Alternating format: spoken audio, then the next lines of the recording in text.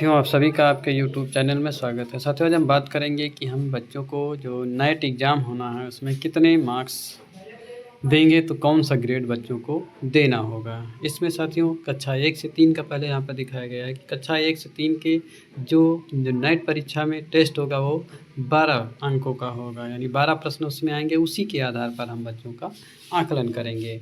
इसमें अगर कोई बच्चा 11 से 12 प्रश्नों का सही उत्तर देता है तो उसे हम A+ ग्रेड देंगे। वहीं पर अगर बच्चा 9 से 10 प्रश्नों का सही उत्तर दे रहा है तो उसे हम A ग्रेड देंगे, यानी 75 से 89% के बीच में आएगा। वहीं पर अगर बच्चा 8 प्रश्नों का उत्तर देगा तो वो 60% से 74% के समथिंग आएगा, यानी उसे हम B ग्रेड देंगे। और अगर बच्चा केवल 6 या 7 प्रश्नों का उत्तर देगा तो हम उसे हम C ग्रेड देंगे। अगर केवल 5 प्रश्नों का उत्तर देता है तो D ग्रेड देंगे।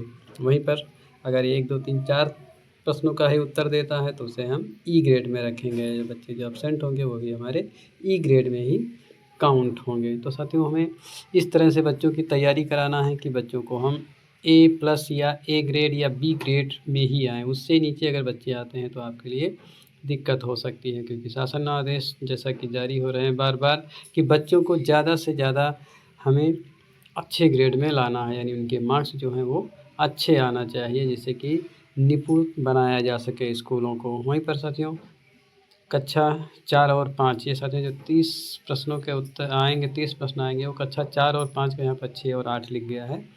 तो इसमें साथियों बच्चे अगर 27, 28, 29, 30 यानी इतने प्रश्न सही कर पाते हैं 30 में से, तो उन्हें हम A+ ग्रेड देंगे। वहीं पर अगर 23, 24, 25, 26 प्रश्नों का उत्तर दे रहे हैं तो इसमें से उन्हें हम A ग्रेड देंगे। वहीं पर अगर 18, 19, 20, 21, 22 प्रश्न सही करता है बच्चा तो उसे हम B ग्रेड में रखेंगे। और अगर 15, 16, 17 प्रश्नों का उत्तर सही कर पाता है तो उसे हम C ग्रेड में रखेंगे। अगर इससे कम करता है तो उसे हम D ग्रेड में रखेंगे। अगर बच्चा 12 प्रश्नों से भी कम उत्तर दे रहा है तो उसे हम E ग्रेड में रखेंगे। वहीं पर कक्षा 6 से 8 ये साथियों जो कक्षा लास्ट में दिया है 4 और 8, ये कक्षा 6 और 8 का है, जिसमें 50 प्रश्न होंगे टोटल। इसमें बच्चे को अगर बच्चा 45 से 50 के बीच में प्रश्न सही करता है तो उसे हम A+ ग्रेड देंगे।